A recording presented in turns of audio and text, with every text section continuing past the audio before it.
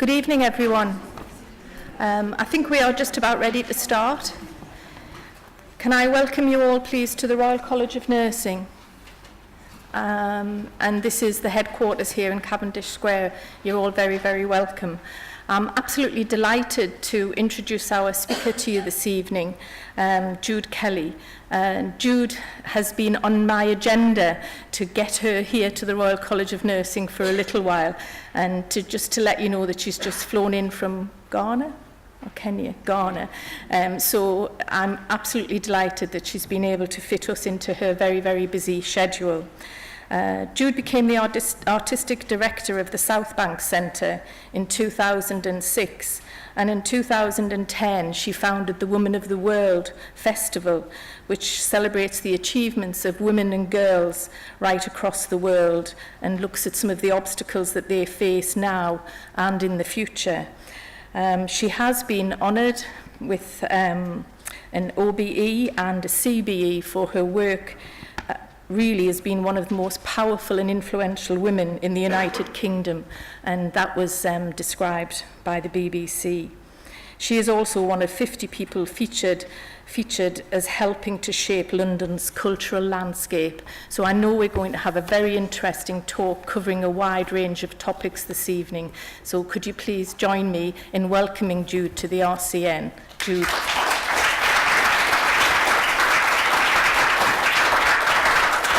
Thank you, and it's very, very great to be here actually. And it is true that I came in today from Nigeria actually, having first visited Accra in Ghana and then gone to Abuja in order to talk to girls and women there, and boys and men, about the possibility of doing WOW festivals in those countries.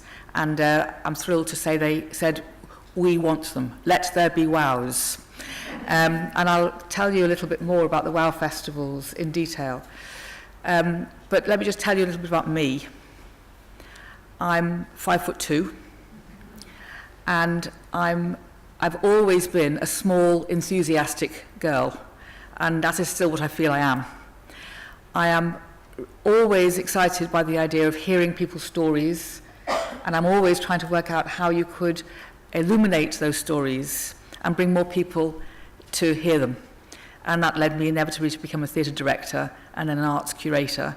And that's what really has prompted me to notice, as we all have done, that women's stories have been strangely invisible compared to the incredible history of what women have achieved. And although we're in a moment of time where some of us, and I hazard to say a lot of men, will feel like they are inundated with stories by and about women.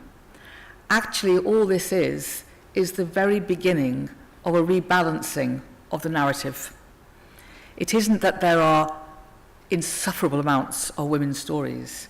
It's just that we are noticing that women are doing things, saying things, and asking for things with much more confidence, and with the sense that they have global solidarity.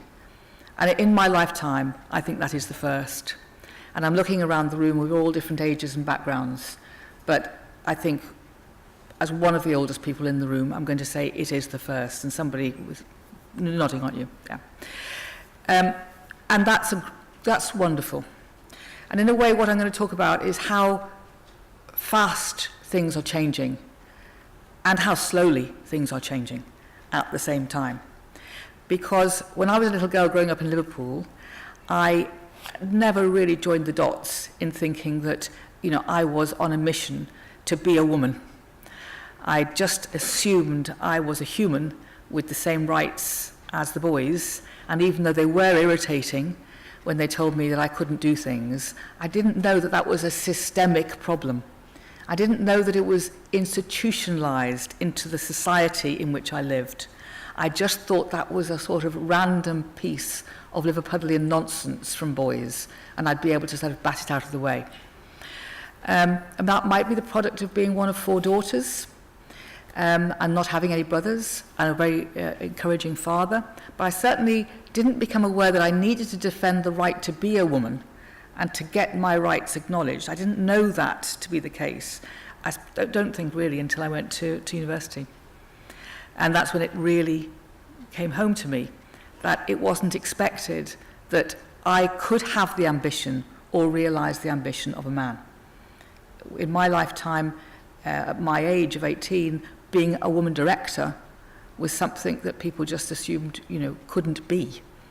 And even though I went to university specifically to be a theatre director, my lecturers said to me, well, there are only 3 women directors. There's Joan Knight, who's a lesbian, there's Joan Littlewood, who's retired, and there's Buzz Goodbody, who's just killed herself. So which would you like to be? Now, I often quote that because that hostility, that comic hostility to some girls, I think would have been such a direct attack into their confidence. They may not have recovered. I like to think that because of the Grand National in Liverpool and always feeling as if you had to get over that bloody hedge, but somehow, that made me feel, well, I'm not going to let you defeat me. But I'm not proud of being able to say, well, I was the exception to the rule, because I think too many women do that. If one is lucky enough, for whatever psychological reasons, whatever support in your background, whatever genetic makeup, if you are lucky enough to have withstood some of this hostility, comic or not, then that is just luck. Because the reality is, this pushback all the time, teasing, joking, and sometimes brutal, onto women's rights, is something that we all have to acknowledge.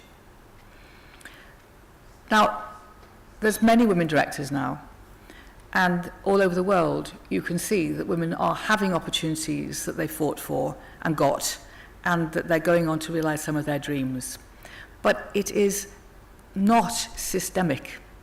It is not linked into the system in a way that will never be able to have pushback. And I think that's what I've realised recently, and that has made me feel not daunted, but much more determined, actually, that we must together, men and women, talk about systemic sexism, systemic misogyny, the reality of saying that when we're distributing power, women must have less, because theologically it has been said so, politically it has been described as such, and we have come to be groomed into feeling that that is the natural order of things. And once upon a time I used to feel, well, if we just sort out equal pay, if we just sort out childcare, if we could just sort out domestic violence, and on and on and on, if we could just, I thought, well, it'll sort of solve itself. But I don't believe that anymore, because I realise, as with racism, that if you insist on growing a society and forming itself around the idea of a power base that must look white, a power base that must look male, no matter what individual struggles and achievements come about, the system must revert in order to own what it believes in. And it's quite frightening, I have found, to move from individual issues where you say, well, it'd be great if we could get more women into politics, or it'd be great if we could get more women's toilets in theatre. It's all sorts of things, from the tiny to the big.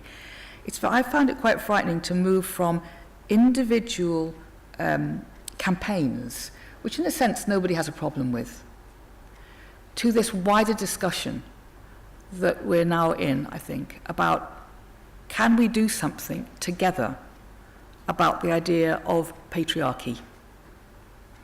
I can't imagine standing up here even 5 years ago, actually, giving a lecture about patriarchy. It would have felt so loaded, and over-political. And to some of you, it probably still does. And I apologise on your behalf and my behalf if it's not exactly what you want to hear. But I don't think we can pretend any longer that with all of this effort that's gone on for so long to solve individual problems, but avoiding the idea that there is a central issue, I don't think we can carry on kidding ourselves that anything's going to change unless we deal with that head on. And it feels like such an enormous thing to consider. How do you reconstruct society so it no longer thinks that the natural order of things is that women are second-class citizens. Now, sitting here in London, in the UK, not all of you may feel that you are second-class citizens and may not have experienced being second-class in your own loving relationships and your own careers, etc., etc. But when you come back from Ghana or Nigeria or Pakistan or Iran or most of the countries in the world, it's so vivid. We know that. And then you come back to the UK and you think, well, it's much more hidden. But essentially, it's in the same territory. Why are we in a situation where we have child brides in Ghana still fighting to have any level of education? But back in the UK, we still have women who, when they discover the reality of the gender pay gap, 45% in legal firms when you include partnerships, we are dismayed and shocked because we didn't see it. When we were in Ghana, which was part of the royal visit, Prince Charles gave a speech, some of you may have heard it, when he went to the slave forts in Accra and said, we have to acknowledge what we did, what the Commonwealth did, what many parts of the world did in terms of enslaving people, dehumanizing people, and then allowing us to believe that was acceptable because we'd already created this hierarchy of the human. And the only way to undo that is to address that thought process of how we scale people in terms of their power. And the result of that attitude is still with us. We haven't got rid of racism just because we are talking about it bit by bit. And the product of racism is inside everything that we do, still.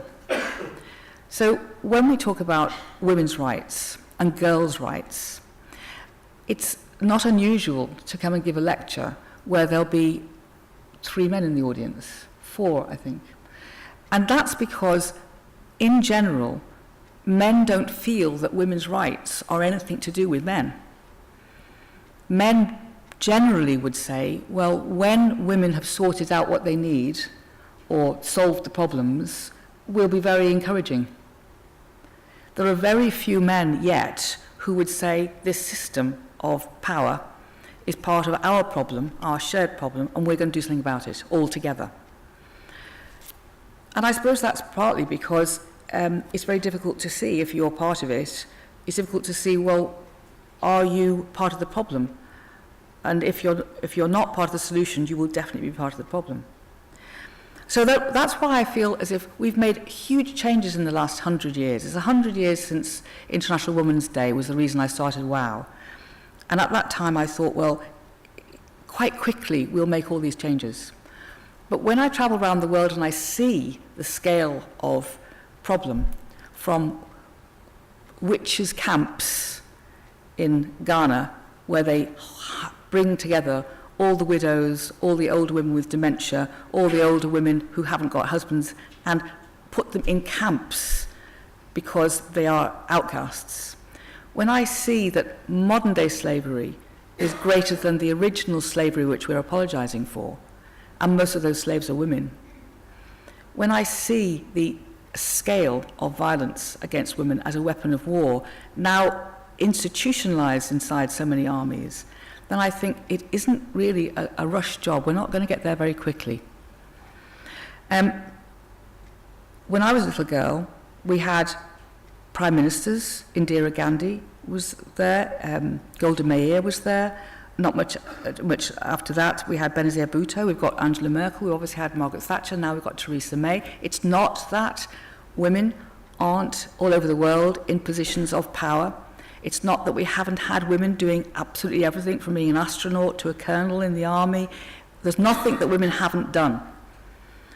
But we can't carry on feeling that if we just keep on auditioning long enough, that in itself will solve the problem. Because that's not really the issue.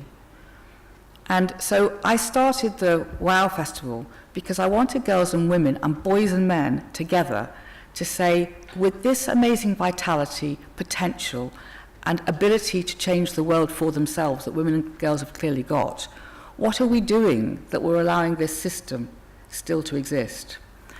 Now, the divine right of kings used to exist. And I don't know what it was like to be thinking about how you could make that world order evaporate. But it did. There were people who clearly thought that the divine right of kings was a stumbling block in human progress, and they started talking about making a change, bringing in democracy. And you imagine how hard that must have been to talk about. I mean, you would have been challenging the very, very nature, the root and branch idea of a God-like presence handing down divine knowledge to royalty and them really creating the world order after that. And, you know, for hundreds and hundreds of years, that was how people were. So to say that we will, as women and men, challenge patriarchy in every country in the world and bring about an equal society, it sounds so radical to me. And yet I don't know now how else to address the issue of celebrating girls and women, except by saying, and part of that celebration has got to be to make systemic change to the world order. And I thought I'd just be that grandiose up front. I am not suggesting that I'll do this on my own, by the way, but I want to get us to start thinking that even though the brilliant efforts of everybody to make individual change happen, bit by bit, things are changing. But then things return back again. And that is what is so dismaying. And again, I'm just looking at my other elder here, and we're nodding together because I have seen women fight for the right to make choices about their own body with regard to procreation, and then I've seen those rights taken away again. I have seen women make changes to the education system in certain countries, and then I've seen them take it away again. I have seen Russia bring in a decriminalization of domestic violence in the last 2 years. I have seen Polish women have to go out on the streets and fight for rights that they had already won 40 years previously. And I have seen Chinese women now being told not only can they have more than one child, but they must have more than one child. So the idea that we're making progress is true, but because that is all inside a world where you say, well, it's actually at the give and take of an order determined by men, women's rights can be lost as much as they can be won. Now, I have to say to the 4 men in the audience, I don't think this is your fault. You did not create patriarchy. You aren't personally trying to keep it going. The 2 men here in the front row aren't looking at me, but would you? It's not about that. It's just about systems that we get used to and we keep them going. You know, it's taken me a long time to recognize the fact that I am not just a woman, I'm a white woman. And a white woman has a color. When I speak of women of color, am I including myself? I should be.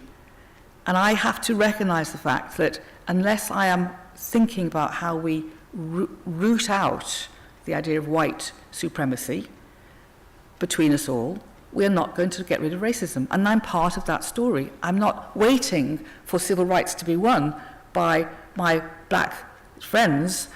I've got to do something about it. And that's why I think this issue of women's rights is no longer something which we can say is up to women. Women aren't the perpetrators of the violence. Women aren't keeping the pay gap. Women aren't stopping their own pensions from going up. Women are not wanting childcare to be ludicrous.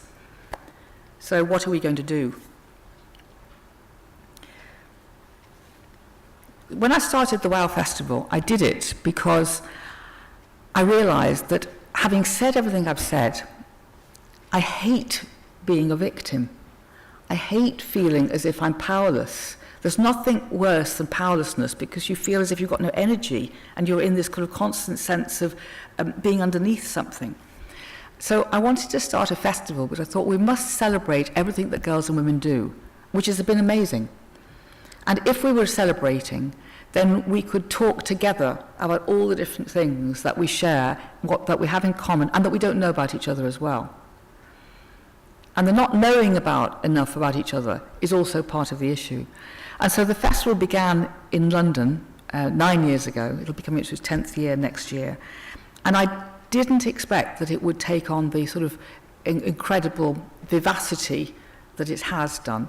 And now it's in many countries. So can I just take a show of hands? Who's been to a WOW festival? Oh, great. So if the rest of you haven't, I wonder whether I can show you a short film so that you can see what it is and what it feels like when you're inside it. And Matt, I think you've got it lined up. Is that right? You're going to show the short film. It lasts about 6 minutes. So, WOW, Women of the World. WOW is a festival because a celebration creates optimism. Optimism creates determination and energy, and that makes you feel that anything's possible. Meeting all these fabulous women, all amazing at what they do, top of their games. It's a great event to celebrate women. There's so diverse and there's so much going on. The great thing about the WOW Festival is you people from all walks of life come in here, and there's a really great vibe. Very welcoming to men as well. It's for anybody who is thinking about the amazing world we would have if gender equality could come about. Raise that awareness and help people understand that women do make a larger contribution than we know. All around the WOW Festival, you'll hear music, you'll hear stand-up poetry, but you can also take part in lots of things. Sport, you can try abseiling, we have the British women weightlifters giving a display. You can run around the marketplace and look for things to buy and organisations that you might want to join. We're here to represent our organisation. We essentially give a platform for young women to discuss gender issues in Scotland. We have speed mentoring. We have lots of panels that are interactive with the audience, talking about particular themes. All this talk about women is because they have been oppressed because they're women. What if we try reversing that just to kind of make somebody unwilling to see?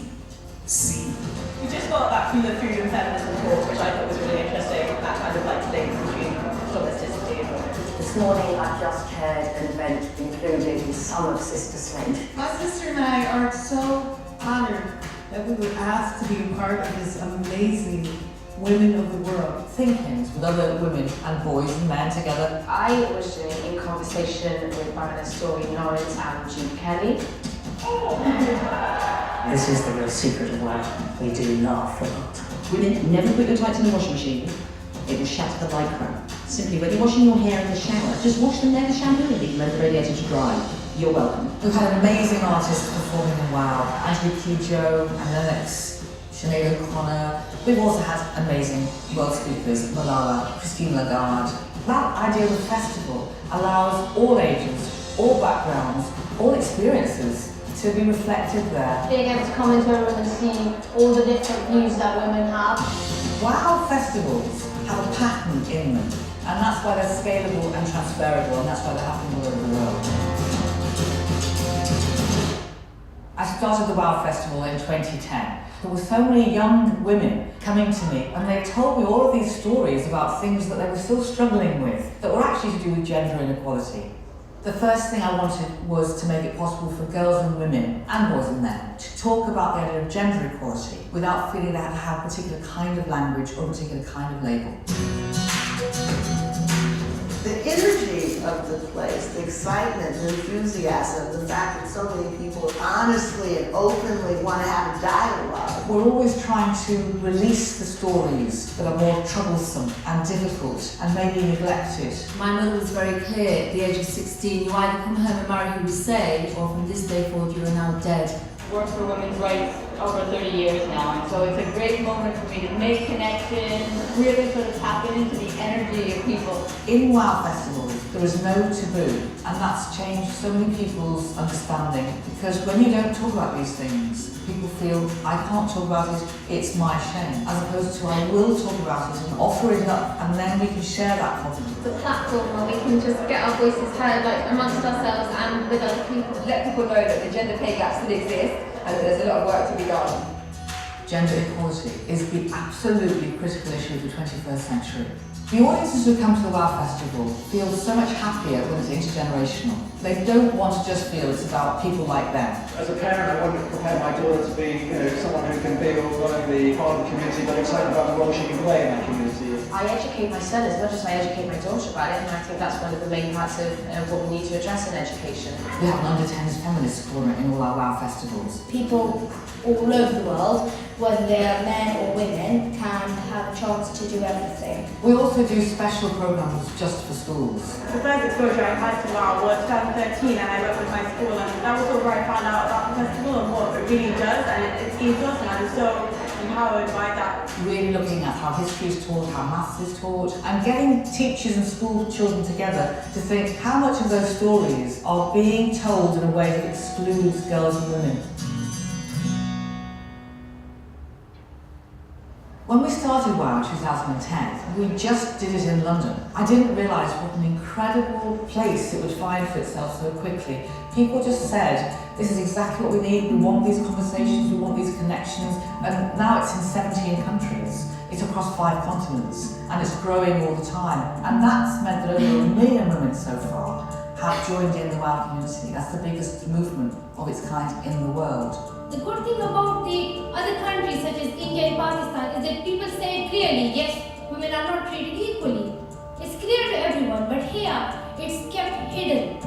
The WOW in Catherine is extraordinary, and the Indigenous community there decided they themselves wanted to put on a WOW as a way of talking about their lives as women and connecting up with the white Australian women who also lived in that vicinity. And they're now going into their 5th year.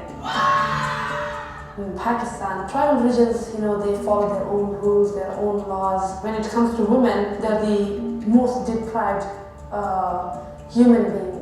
WOW Karachi. These 9,000 people talking about women's equality in a place that is really suffering from the backlash of fundamentalism. It's dangerous to be feminist in Pakistan. My family got death threats. There's several things that I think have to happen for WOW in the next few years. It's got to be about small towns, rural communities, places that find it more difficult for women's voices to emerge with vigour, with candour and with respect. The thing about WOW and Women of the World is it's full of fun. It is just so empowering and says, this makes you feel like you're somebody. It's a great festival. I think everyone should visit. I'm coming back We have a new meeting for I got all my sisters with me. I've seen very, very personally how WOW has made people feel braver, happier, more educated. We always have to believe that ultimately we will be able to change the world. Take this energy that this amazing festival generates and go and do something with it to keep making change. When women of the world unite, the world will be unrecognizable.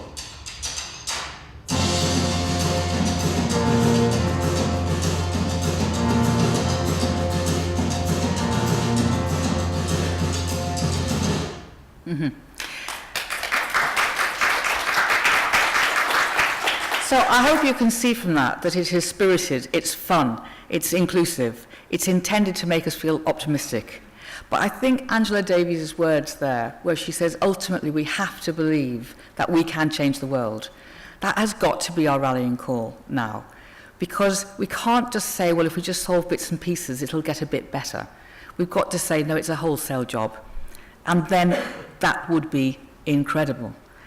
And I don't know how we do this. I'm very interested at this point in time. We are definitely, as men and women, sitting in a place of history that is about gender change. There's no doubt about it. It is definitely a proposition now that a gender equal world could come about. And that is an amazing thing to contemplate. At what point does the tipping point arrive? When does it happen that there's an inevitability, like the collapse of the divine right of kings? When does that inevitability happen? I don't know, and I don't know how we make it happen. And I'm very interested in how aggressively pushed back certain moments of women's movements have been in the past. Now, a lot of people all over the world still say I'm not a feminist. And if I say what frightens you about the word, they basically say, well, it's women who won't cook for their husbands, or it's women who hate men, or it's women who, basically don't ever want to have men in their lives. It's sort of a way of caricaturing what was a solidarity movement and saying it's only full of particular kinds of women, wicked women, really. And then if you look at Greenham Common, which is one of the other few memories I have, or the Grunwick women, they were so vilified for having solidarity as women for women's causes. The suffragettes, we're now celebrating them, but in their lifetime, they were horrendously abused. And so I think as a woman, I have fear for the idea that women's solidarity is something we must keep building. And yet I don't see any alternative. And I have fear for it because of backlash. I'm not personally going to lose my life because of supporting women's rights, I don't think. But there are women all over the world who are losing their life for that reason.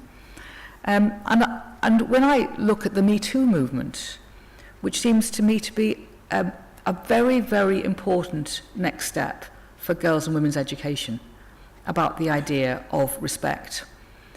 Already, only a year since it's been launched, I'm being told that in America, people are trying to sort of say, well, it should be over now. This is enough. Women are too hostile. Women are too aggressive. It's got to be. We'll stop employing them. We'll stop talking to them because they're shouting too much.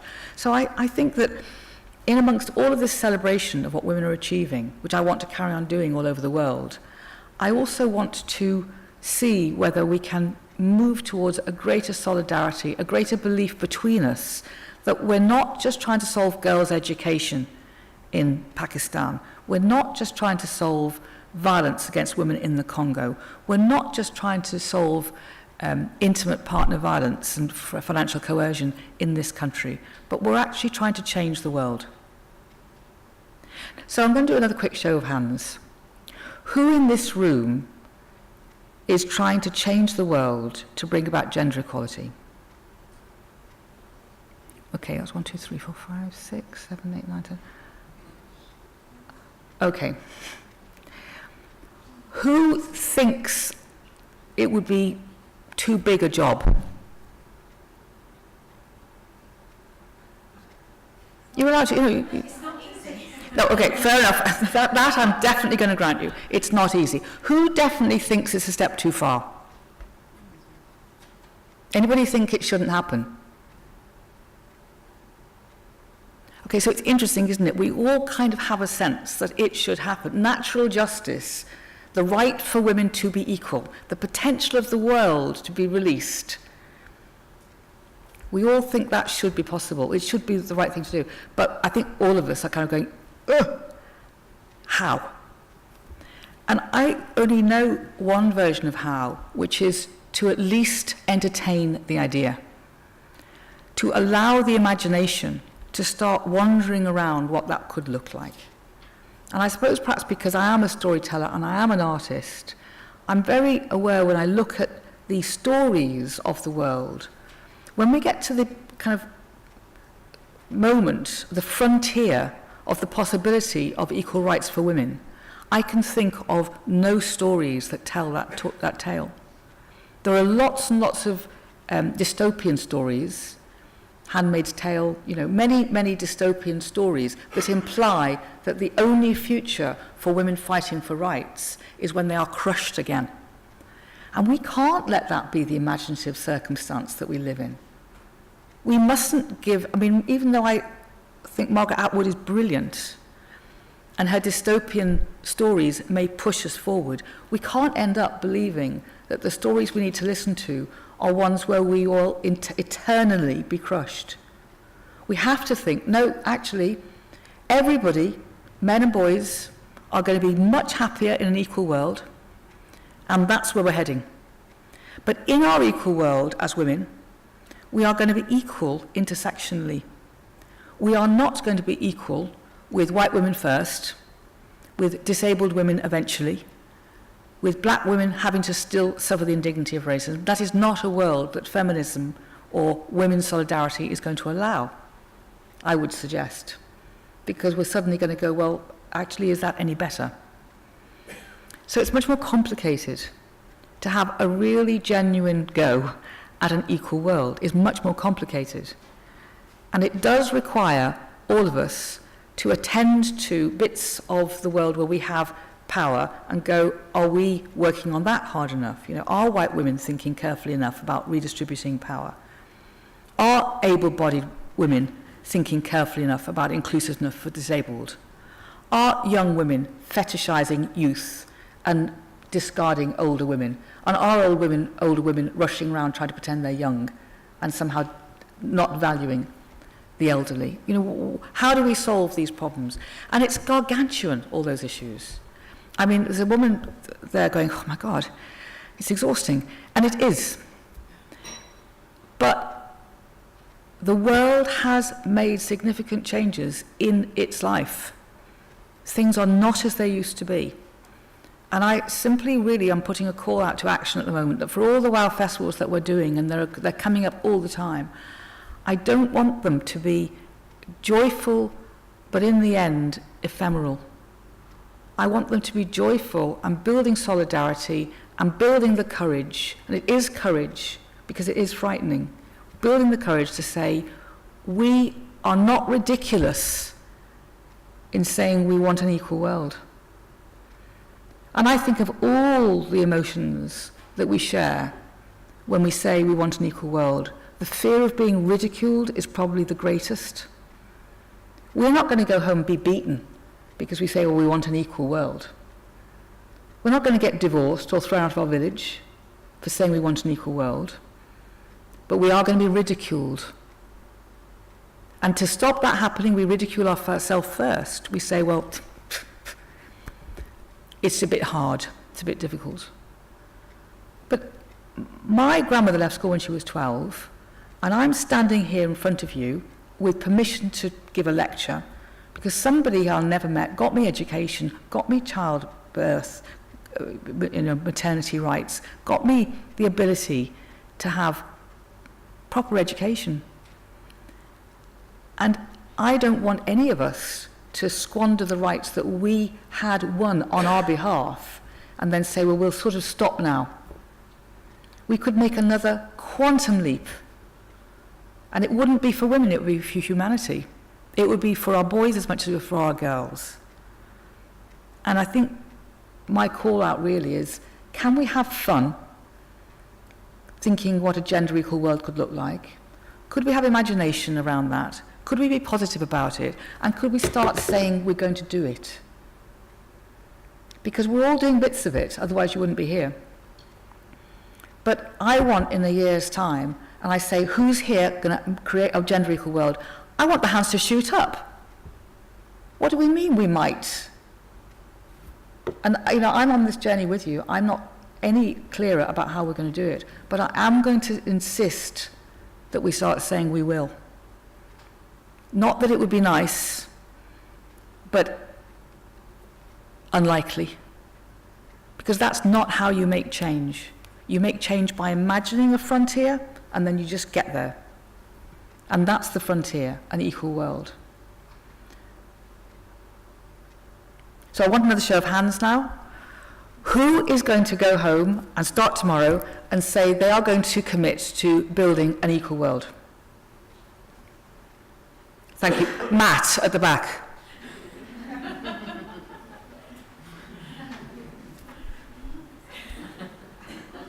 Andrew? Please think about it. Please think about it. Please think about challenging your friends. Please think about challenging your loved ones. Please recognize the fact that if we say, well, we'd quite like it, but we're cautious and we're a bit nervous and we don't want to look ridiculous, we will never get it. And it's up to us. We have so much privilege.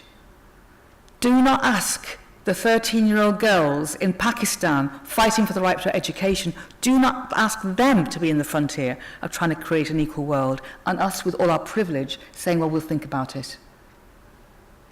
That wouldn't be right. So,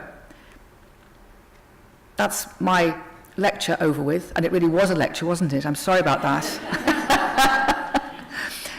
But now we're going to take questions and have a chat with Kath, and I'm sure we'll all calm down. Thank you.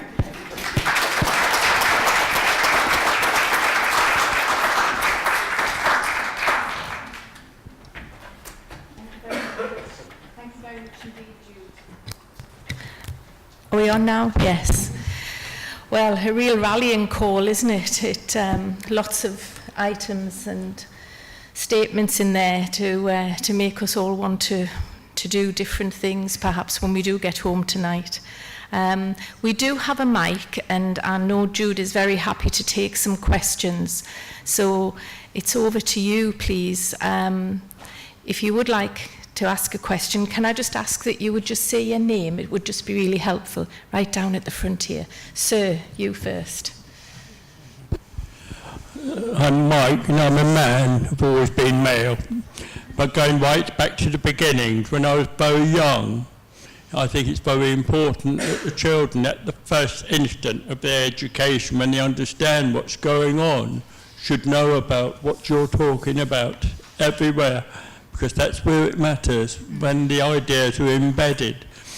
I remember when I was a young teacher, very early 1970s, there was a girl who was much better at football than any of the other boys, and I had to get her in the team. It's forbidden, so I dressed her up as a boy, told her how to act like a boy and all the rest of it, and she had short hair, and she played in the team, and thank goodness, apart from us, nobody else recognised her as a girl, and we got away with that one. I also had a girlfriend who was the first woman to get a heavy goods vehicle licence in Wiltshire. And when she got the licence, it said Mr. Moore, it said Miss Moore. So, you know, they said, we haven't had women driving lorries, and that's another first thing. But I think it all goes right back to the beginning. When you think about the religions of the world, that Adam first, Eve second, that's part of the problem. Other religions, men seem to take the first step, and then the women come after. Mm-hmm. So I think a lot of it has to start very young in life. If you're going to make this work, it's okay to do it late in life, but that's where the root causes are at the moment. You're completely right, because all the conversations that we're having now, even with 12-year-old, 13-year-old, 14-year-old girls, they have all been through the system where they've been inculcated into being told that they'll be playing with dolls because they'll be becoming mothers, because they'll have the primary responsibility for childcare, etc. And boys still being told from a very early age, just through all sorts of symbols, that it is humiliating for them to be beaten by girls. At root, to give a boy an idea that they must be better than a girl is so unfair on a boy, because they're constantly having to find ways of demonstrating that, and then society has to prop them up. So right at the beginning, we have to solve that. And of course, when you think about the issue of then dealing with theology and how problematic that is for us as societies, tackling the Bible, tackling the Quran, tackling all the Eastern philosophies, all with the same stories. But, religions do evaporate eventually, and new theologies come about, and the notion of God is still there. So we may have to do a lot of radical work to get rid of these current norms. Okay, thank you. Can we take your question? Hi, my name's Helen. Are you encouraged by young people now with the trans movement and gender neutral? And how do you think that's impacting on this movement? Well, there are two different questions. Can I take those two different questions? Am I encouraged by young people? Enormously. And again, traveling around the world as I do, I meet the most startlingly bright and articulate young girls and boys, actually, in countries where the obvious discrimination is really tough. And I would say that the confidence in thinking of gender equality is growing all the time amongst young people. the issue of gender fluidity is very interesting because some young people, and again, you know, I hazard a guess that most of you live in London, metropolitan centres find the discussions, oh, you don't, okay, but some, you know, the gender fluidity is a very early thing that's happening for some young people in some places. It's not pervasive around the world yet, but I am encouraged by young people feeling as if actually they're disinterested in these binaries. And being disinterested in the binary, I think, is a big help because, you know, you then move past something.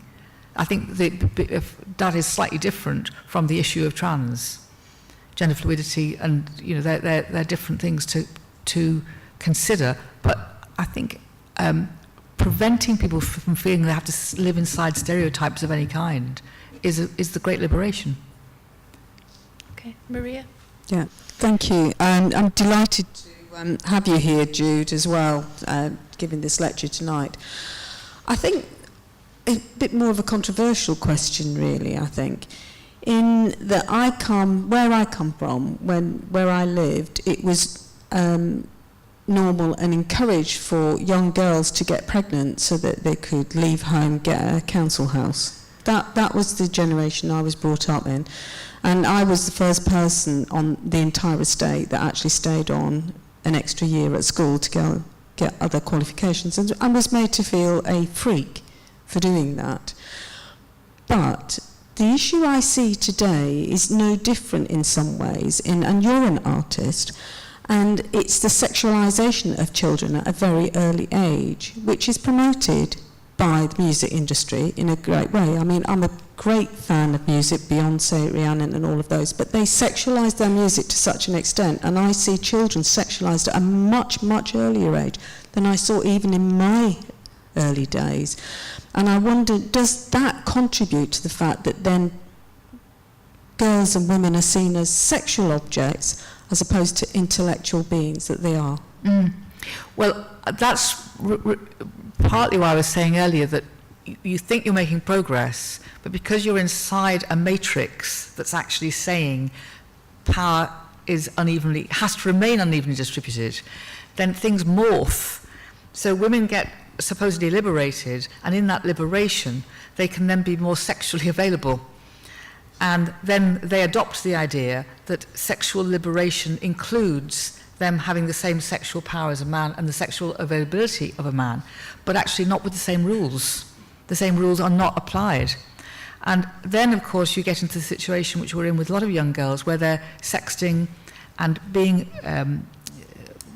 really abused and self-harming, and that's causing a lot of mental health problems amongst young women because they are very confused, and so are boys, about being a sexual object, being an attractive object, being a sort of decorative object, and yet at the same time supposedly being liberated so they can do that on their own terms. And I think it's quite disastrous what's happening on social media for young girls, and all the evidence is that they are having a real crisis of mental health because of it.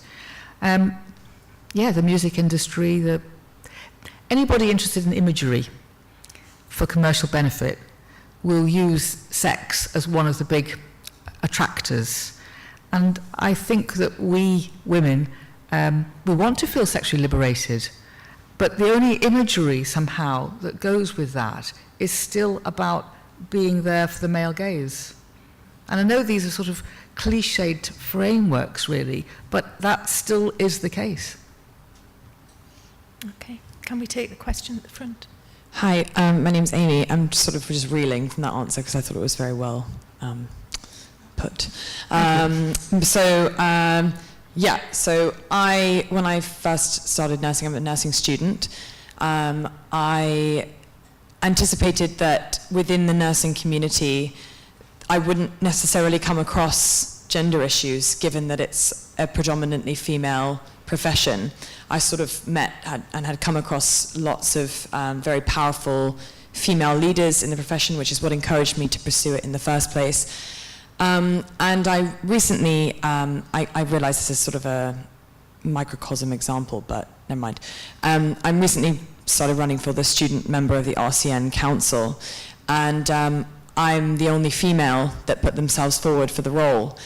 And somebody, a friend of mine, who I met through a different program, tweeted about this. And numerous people came back to her tweet saying, her sort of initial point was that, are we repressing ourselves at this point? What is it systemically that's going on here? If 23% of nurses across the UK are male, 67% of leadership roles within healthcare are held by males. What is it systemically that's going on there? Is it that people feel more, sort of power in a man's voice? Do people trust men's voices more? Are they seen sort of subconsciously as just like leaders, even to women? And what is it exactly that's meaning women don't put themselves forward? And somebody very frustratingly commented on her post saying, do we really need to bring gender into this? And it was quite a sort of high up. She was the head of nursing at a particular nursing school. And I just honestly was speechless. And I wonder what you sort of thought about that, because yes, I think that there should be equality, but I'm not saying that any of the other candidates are not eligible for the role, but I was just asking the question about why more women hadn't put themselves forward for something in a leadership position, and what exactly was causing that. So I just wondered your thoughts on something like that. Okay, so there's a whole kind of complex set of issues there, aren't there? First of all, any professions that are done by largely women are less well paid and less valued. They're valued sentimentally, but they're not valued in terms of status, and we know that, and that's a huge problem. And women are guided towards caring, and therefore guided towards low-paid work, and guided towards work that doesn't have status within society. However, within those contexts, the leadership roles, as you say, have traditionally all been male, with some exceptions, because leadership is perceived to be male.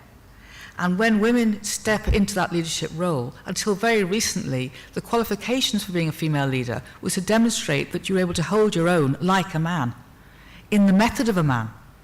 And that has been really screwing up women's brains as well, because women are not men. Now, I'll just stop for a second while we allow that to float through, because obviously with all the issue of gender fluidity, there's a whole spectrum of positions, but the idea that you need to ape leadership methodology as done by men trained to be command and control, which might not be where men end up at all as leaders, but it is where they are mainly now, that is because that's what leadership has looked like. And women either don't do it, don't want to do it, or sometimes can do it, but then they are usually rebuked for it, because that methodology done by a woman is often seen to be over-ambitious or over-strong or pushy, all of those sorts of things. And then you've got the issue of confidence in women, when you're continually told from when you're a little girl onwards, well, don't be pushy and don't be bossy and don't put yourself forward, don't speak too loud, who do you think you are, etc., etc., etc. And so women constantly self-censor. They censor their CVs, they say I'm not very good at things, their body language is, etc., and we've got to stop it. But I'm not wanting to blame women for it. I'm actually saying we have to challenge ourselves to deal with that, because we've been told that we're second class, and we've agreed. Okay, Neslin. Jude, thank you so much. Neslin Watson-Drury. I speak as an RCN Fellow and Chair of the Birmingham and West Midlands Women Economic Forum. I'm just so inspired and energized by your presentation and connecting with so many points within the room, from the very first question around religion, and recognizing how all the major religions have actually written out God the Mother. It's always God the Father. And when we appreciate that we both have male and female chromosomes, so it's there, and that here we are as human beings, we are spiritual beings having a human experience. Oftentimes that isn't recognized or even appreciated. I love the way that you have actually called us to set the intention to have that change, because it starts from within. from each and every one of us. And when each and every one of us set that intention and is committed to that intention, we'll make that difference. Not easy, but it can be done. And it has to start within. Thank you. Thank you. Thank you. That's a very encouraging thing for you to say back to me. I really appreciate it. And actually, I find faith one of the most complicated territories to deal with. You know, we're doing a WOW in Baltimore, and one of our partners there in Baltimore is a place of great strife and great conflict, but the WOW has been marvellous. Please excuse our president's phone. I was going to say that's God. She's ringing up. Excuse me, God's on the phone.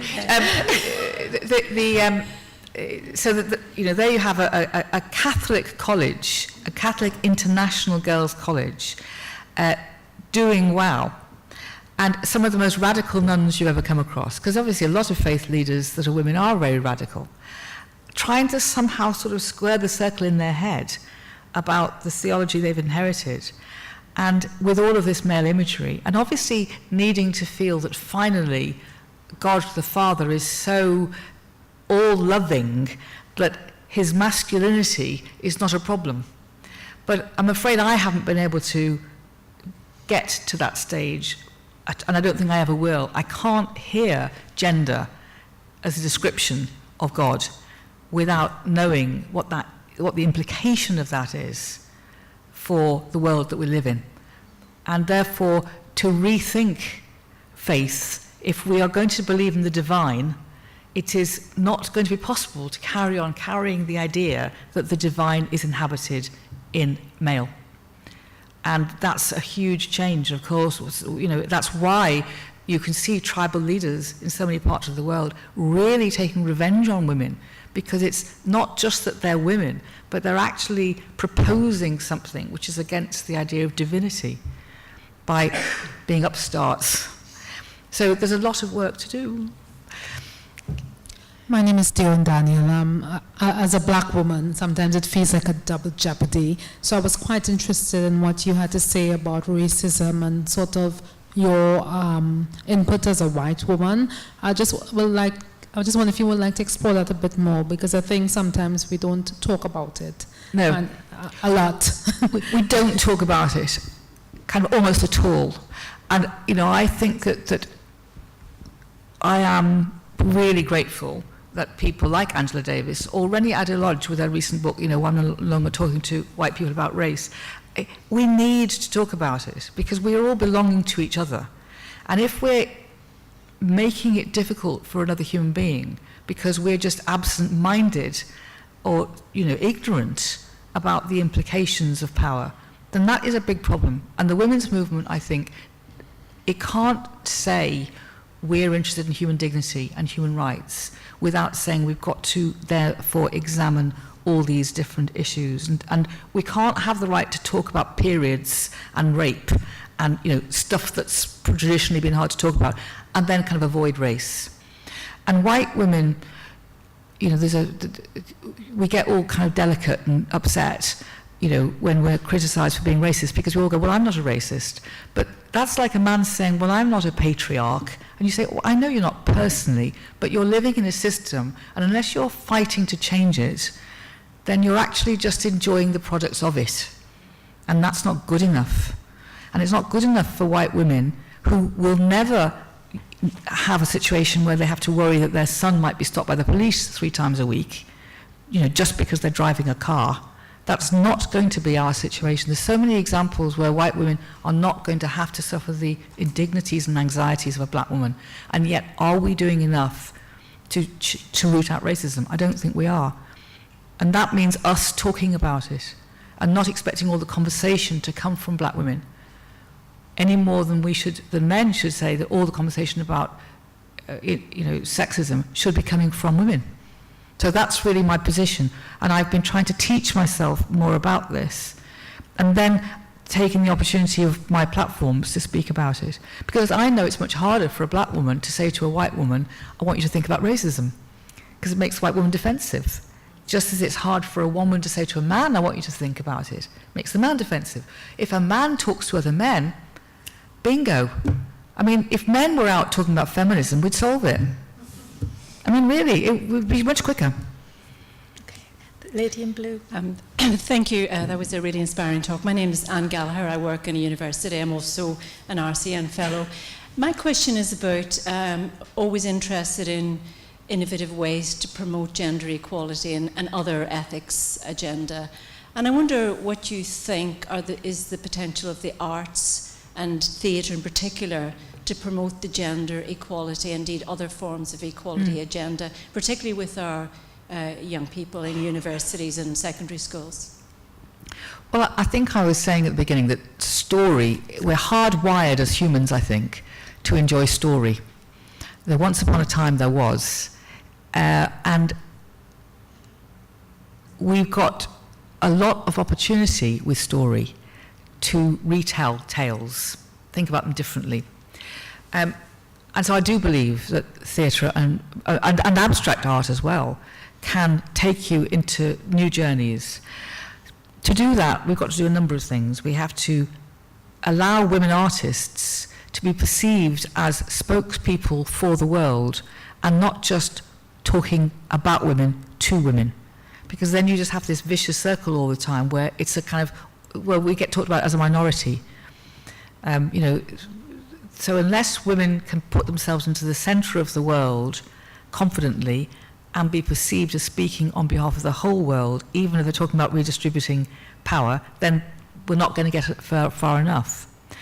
And then I think you've got the other really vexing issue, and I don't know quite how we'll solve this, which is the canon of art, which is not unlike the issue of theology. In fact, it is a sort of theology, where all the plays, all the books, all the Hollywood films, all the things, you know, Gone with the Wind, and all the things I've loved in my whole life, it's all very well thinking, well, I can take an ironic view now about, you know, Vivian Leigh, but actually, I think they just reinforce over and over again the stories that set us back in our place.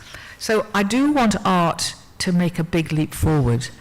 And I think you can't possibly suggest that we need to wipe out the theatre that's gone before, the literature that's gone before. That would be the Cultural Revolution in China. I mean, that would be unbelievably destructive to humanity. But we do have to find a way of creating better contexts, I think, for understanding the moment in time from which those pieces were written. And because they're thought of as classics, classics implies that they are with us forever, speaking of the things that are, you know, central to humanness forever. And I gave a TED talk a while ago where I said, well, Hamlet is always put forward to us as the quintessential play about humanity. It's actually about a young man who's completely confused sexually because his mother's married his uncle. And he's really unhappy because he's supposed to be heroic and he doesn't want to be a kind of, you know, a soldier king. And he takes it out on his girlfriend horrendously. And, you know, and then he goes into a sort of wild mass moment of destruction. This is not a story of humanity, it's a story about a man. But until we reevaluate the classics and think how gendered they are, while still loving them, then I think, you know, the arts are part of the solution and part of the problem. Thank you. The lady behind. Hi. Just a very quick point on race and gender, and then I have a question with intersectionality. An organisation I work for, we work with employers, and it's something we're trying to get them to do more, is to segment the data they have on their workforce to recognise the inequalities that their workers are experiencing as women, as black women, as disabled people, as LGBT. So I think that kind of using data within, as employers, it could be potentially really powerful to get tangible changes, as well as the campaigning and creative and arts as well. So quick question. This is something that keeps rearing its head, and I've been going to events about this for years. But I feel like there's something around male qualities that we still put on a pedestal, and women who emulate those qualities succeed. So power, ambition, competitiveness.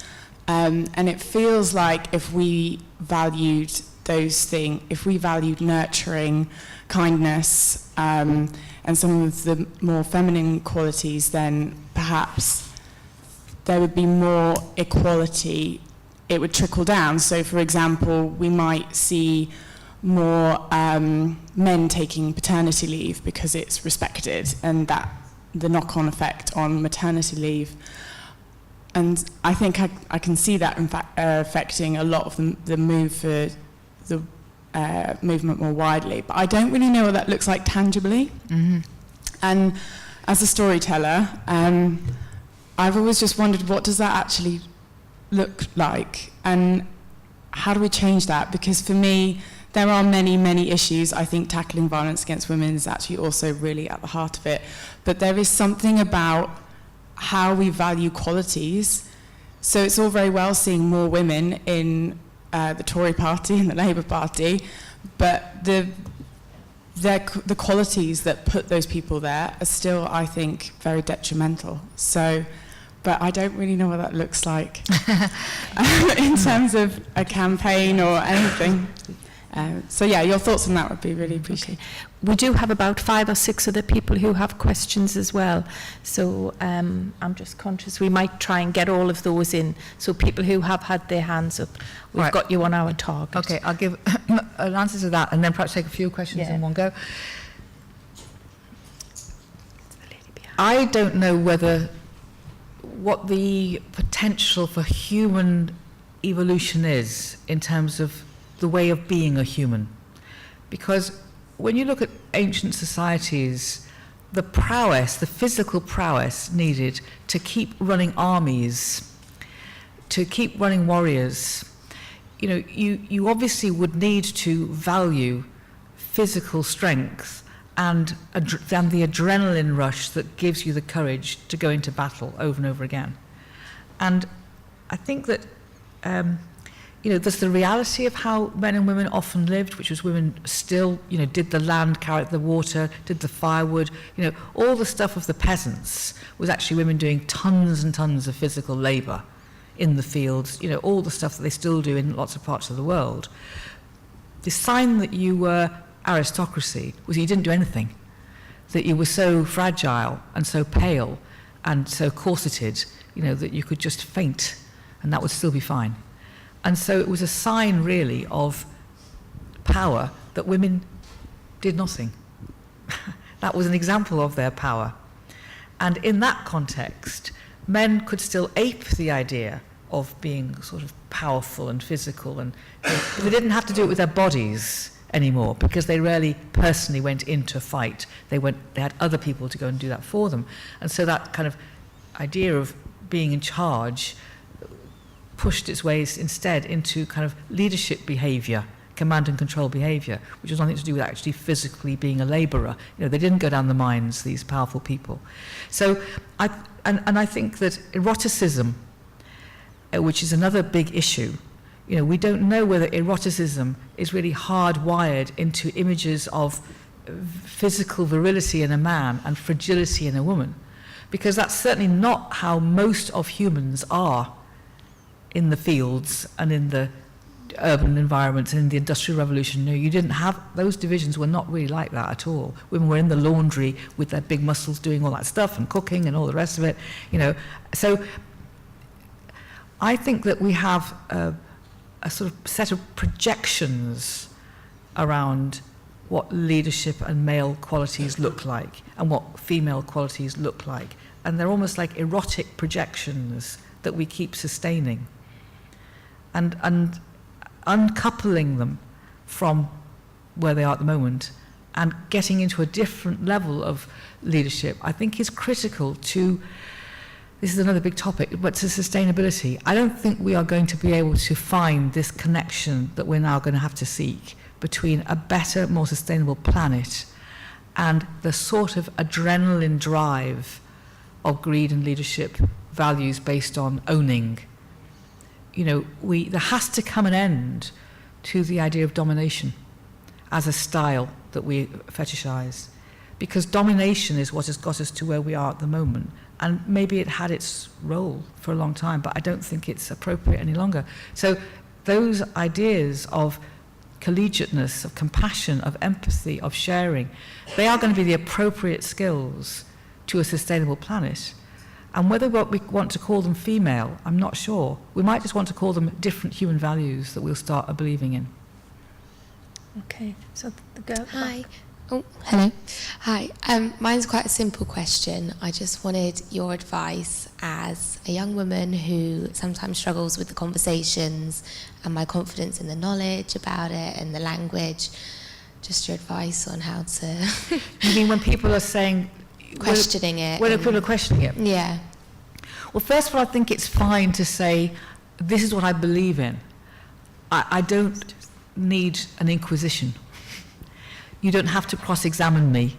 This is just what I believe, because I think it's just and it's right.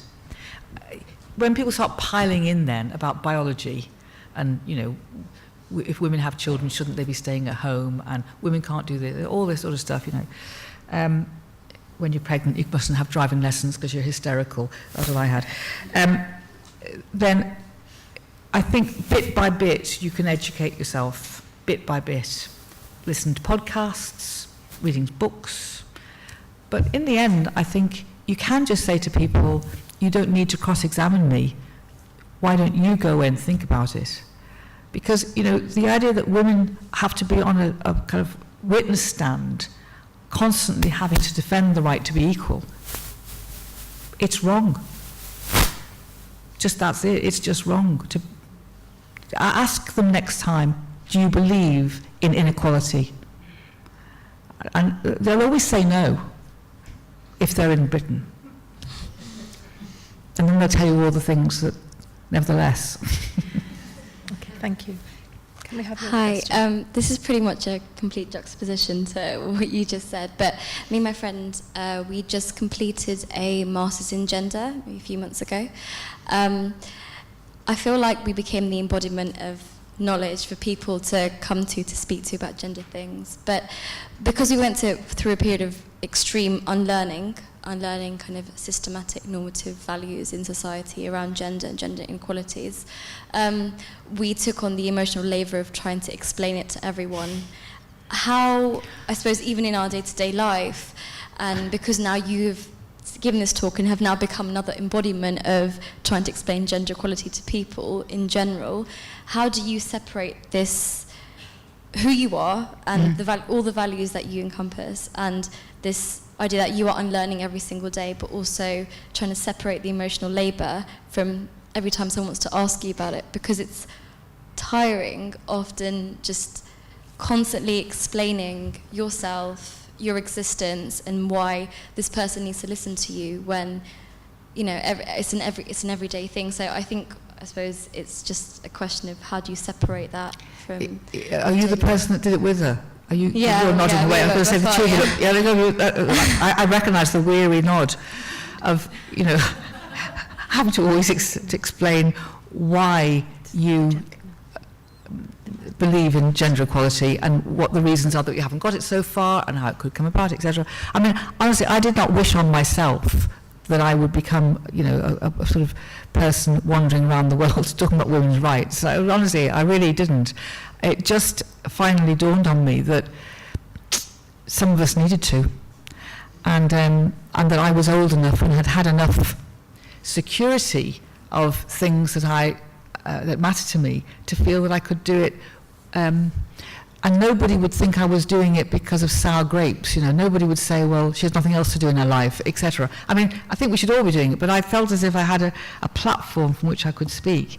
But every so often, I just feel like I want a day off being a woman, you know. And often I do give myself a day off in the sense of, you know, I just try to have fun and play games and be silly. I can't be talking about it all the time.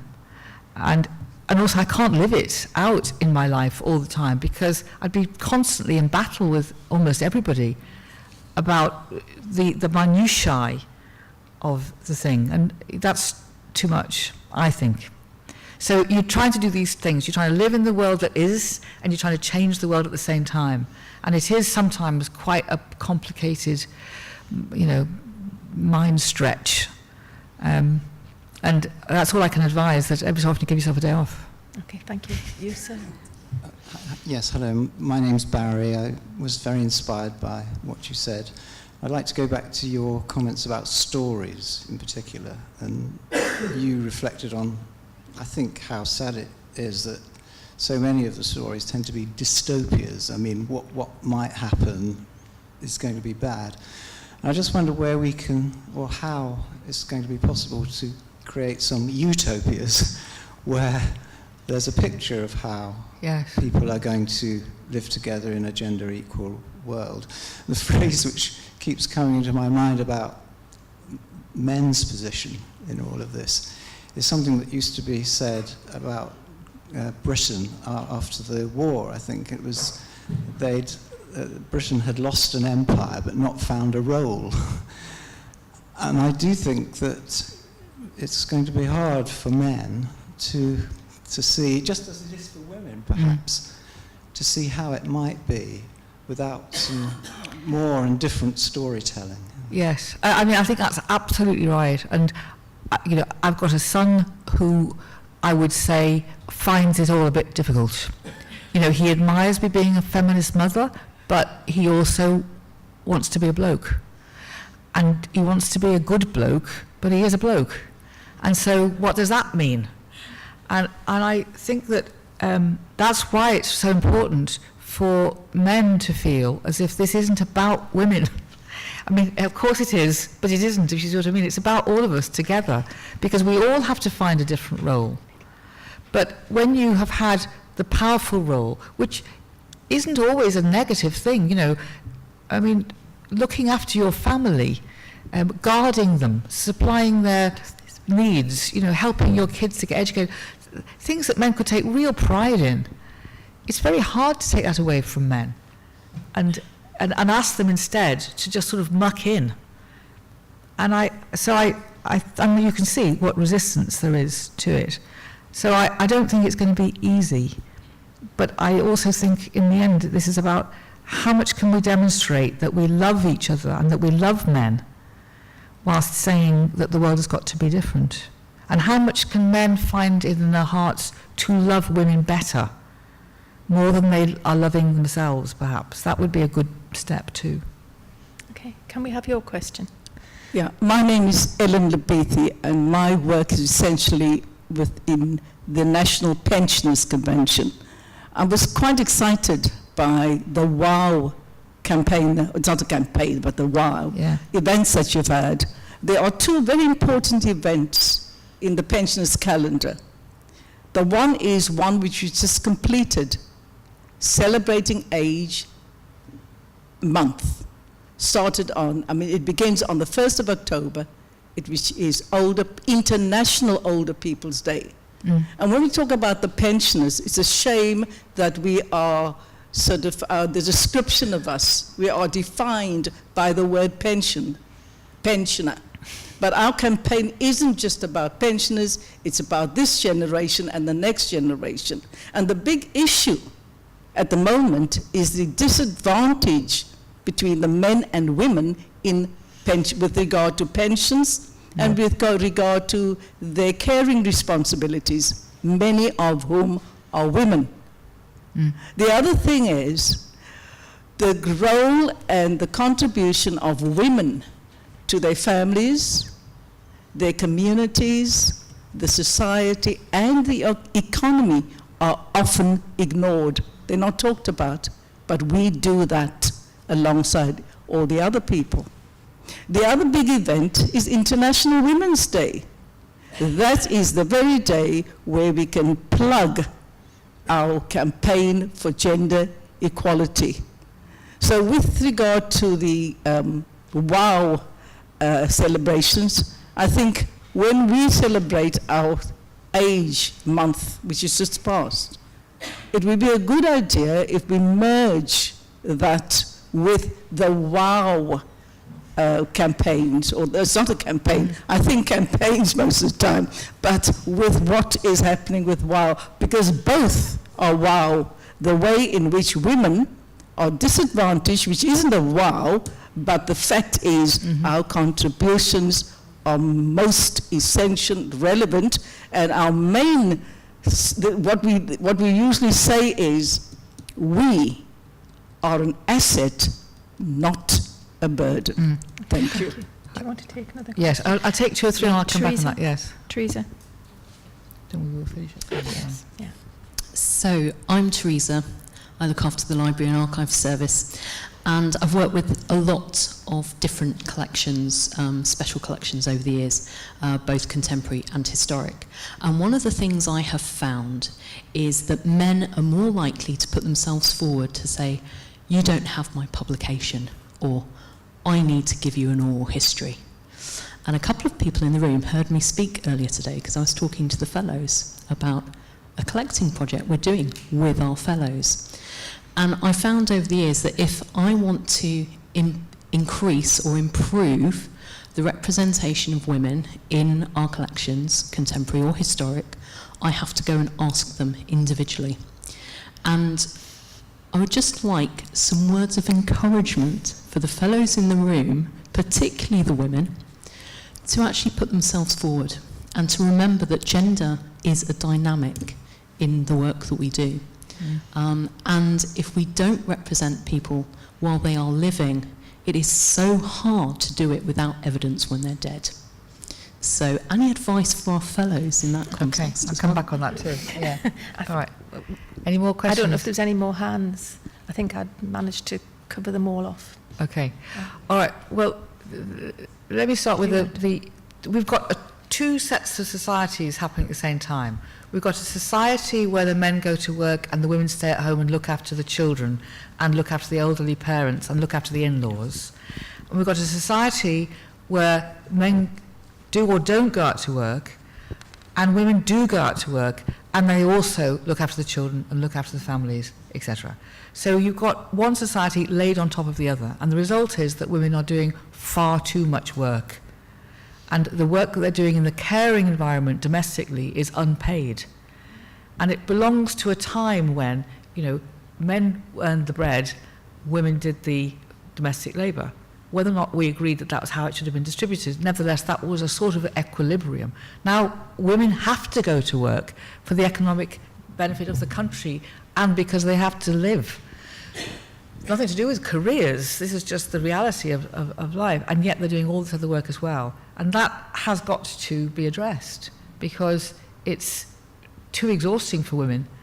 And it's also maintaining an idea that women's expectations of themselves and are of each other, they're just unrealistic. And so we're constantly feeling guilty as well. And the guilt about not fulfilling all of those domestic duties bleeds into all kinds of other aspects of our relationships with our loved ones because we're proposing guilt all the time. And that makes us then compromise on boundaries of our own rights, I think, because we feel we haven't got the right to demand certain things because we didn't get other things right enough. Do you know what I mean? So we're living in this slightly guilty place. So I think that's something which we tend not to talk about, and I think women lie to each other a lot about the amount that they really do, especially feminists, because they don't admit that they're feminists, but then they go and do all the shopping. Or they're feminists, but they mainly cook all the dinners. I mean, that's just the fact that, that's what, because we're still in these twin sets of societies. And the other thing about older women, and I think it's great that you've just drawn our attention to the phrase pensioner, because what we're really talking about is a monetary system where we're saying at a certain point you lose your ability to be a wage earner and you have another bit of money called a pension. And that makes you redundant in the kind of status system. And so for older people to be an interchangeable word with a pensioner actually is terribly inappropriate. And I can see that, and we should talk about that. That's all I'm going to say on that one, really. That it's inappropriate to use the word pensioner when you're talking about older people. And then on the issue of history, well, I'm working on a project at the moment with Sandy Toksvig about Wikipedia, with Wikipedia's encouragement, actually, because there are 350,000 editors of Wikipedia, and 12% of them are women. There are only 9% entries in Wikipedia that are women, 9%. And the woman that recently won the Nobel Peace Prize for Physics wasn't in it until she won. Women had tried to put her in it, and the male editors had taken her out on 5 different occasions. So this is a really huge issue, because we've replaced Encyclopedia Britannica with Wikipedia. And I just did a survey in Ghana and in Nigeria and said how many people in this room use Wikipedia. Everybody uses Wikipedia all over the world, and all over the world women's history is not being told again. So there are lots of reasons for this. One of them is time. Women haven't got the time, because when they come home from work they're doing all this stuff and they're not just on their computers all night. But the other thing is that women aren't recognizing that they must own their history when they're alive, because certainly they will not be remembered when they're dead. So, I mean, go around and, you know, make women feel worse than we already do by insisting that they do something about it. But it is, you know, it is in our hands that the coding, the way that the editorial coding was created for the Wikipedia actually is a real problem, because it's far too complicated. And editors can go in and take issues out. And I mean, I noticed that you introduced me from Wikipedia. Sometimes I look on Wikipedia and say, that's nothing, who said that? And my own entry gets edited, and when I've re-edited it, it gets edited back again. So it's a weird, mysterious thing, Wikipedia. Yeah, just one more thing to solve. Okay, thank you very much indeed. I mean, I have to say personally, I found all of the comments, both obviously Jude's lecture and the questions that you've all asked this evening, both enlightening, informative. I also think that some of the things we've touched on have been very far-reaching, and I know I'll go home to Newcastle tonight on the train and think about all the topics that we've covered. But it is with great pleasure to thank Jude for coming and sharing both her knowledge, her expertise, and her wide experience, and to challenge our thoughts about gender, and to say, first of all, thank you very much indeed. Thank you. Thank you. Thank you.